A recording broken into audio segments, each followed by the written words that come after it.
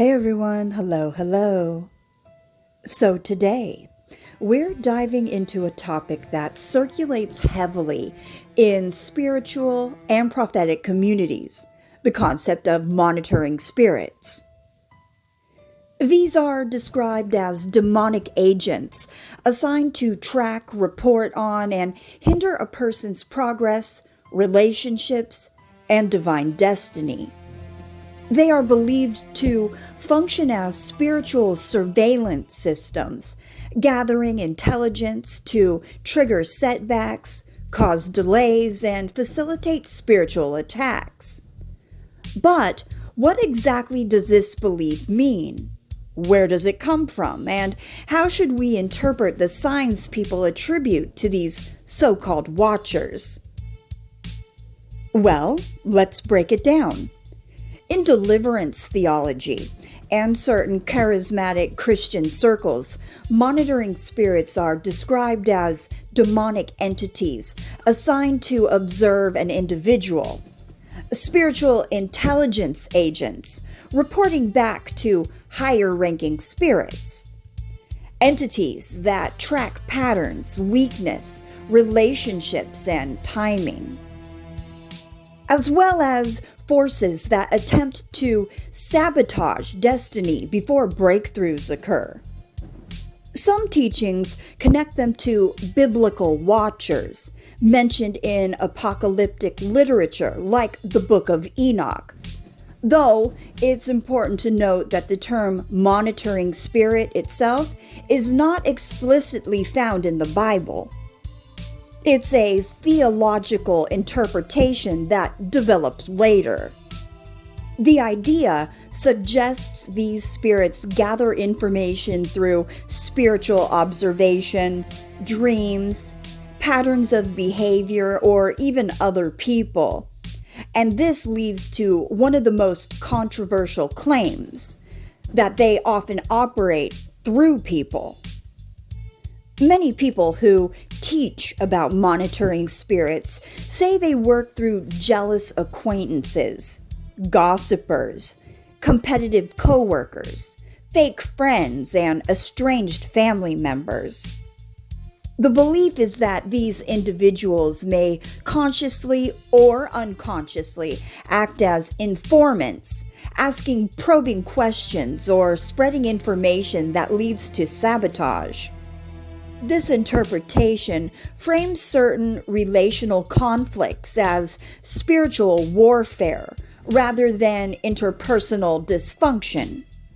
But this is where discernment becomes essential. Not every jealous person is demonically assigned. Not every prying question is spiritual surveillance. Sometimes insecurity, competition, or human curiosity explains behavior far more accurately. Still, let's explore the commonly cited signs. Constant surveillance, a persistent feeling of being watched. People describe others knowing personal details that they never shared. Strangers referencing things that were too specific or too personal. A sense of spiritual exposure.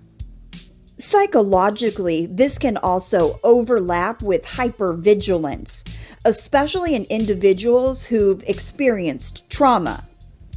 Trauma can heighten sensitivity to perceived threat. Spiritually, some interpret it as demonic reconnaissance. Another major sign is every time something good is about to happen, something blocks it. Examples would include things like job offers falling through last minute, relationships collapsing unexpectedly, financial opportunities disappearing, and technical problems during important moments. In spiritual warfare language, this is called pre-breakthrough attack. However, from a practical lens, life includes resistance. Growth often triggers new challenges. Progress attracts visibility, and visibility attracts scrutiny. Not every obstacle is spiritual sabotage. Sometimes opposition simply means elevation. You may notice someone who asks overly detailed questions, seems unusually invested in your plans, or pushes for personal details. This can feel invasive, but again, discernment matters. Is it manipulation? Is it curiosity? Is it gossip culture? Or is it anxiety, interpreting normal social behavior as threat? Some people describe monitoring spirits as operating through people who copy their style or ideas, individuals who mirror their moves, and competitors who subtly imitate or undermine.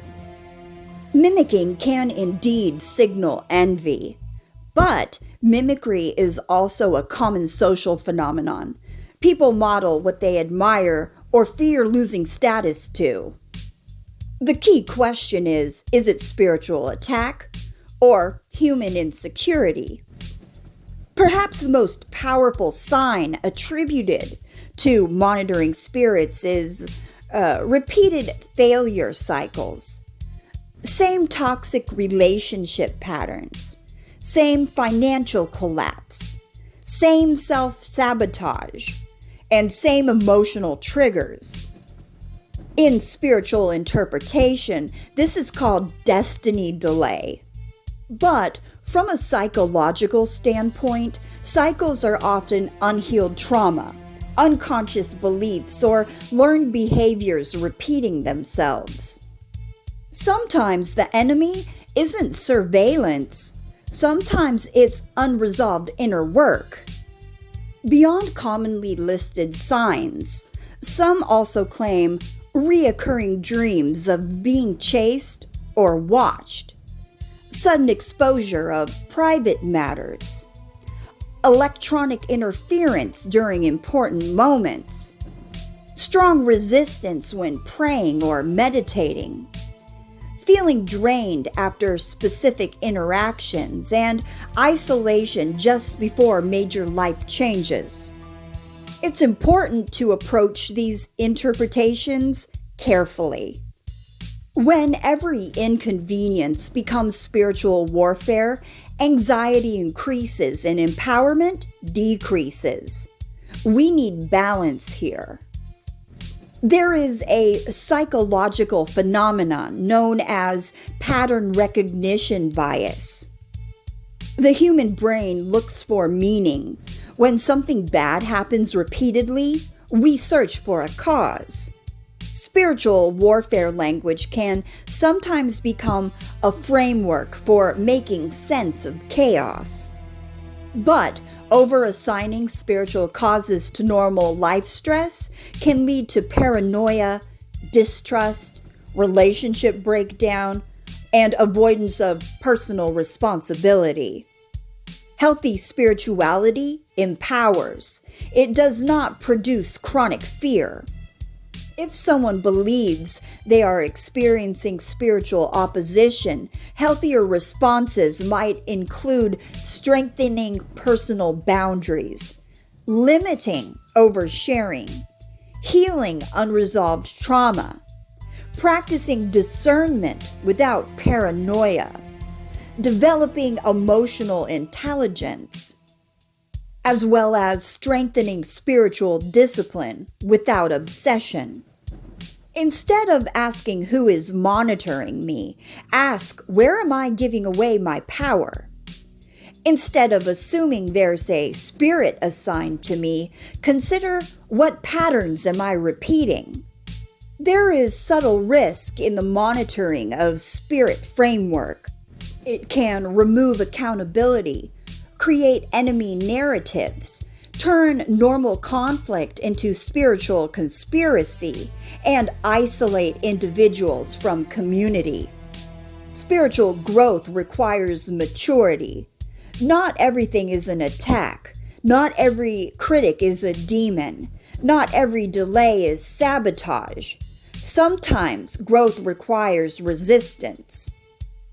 If we were to interpret monitoring spirits symbolically, they might represent unresolved trauma that tracks your triggers, internalized shame that anticipates failure, social environments that reinforce stagnation, and limiting beliefs that self-sabotage progresses.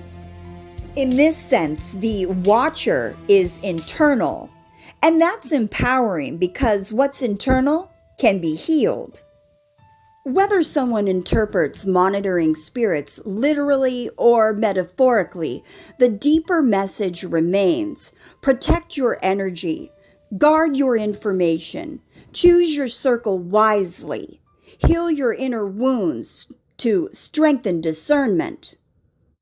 But do not live in fear.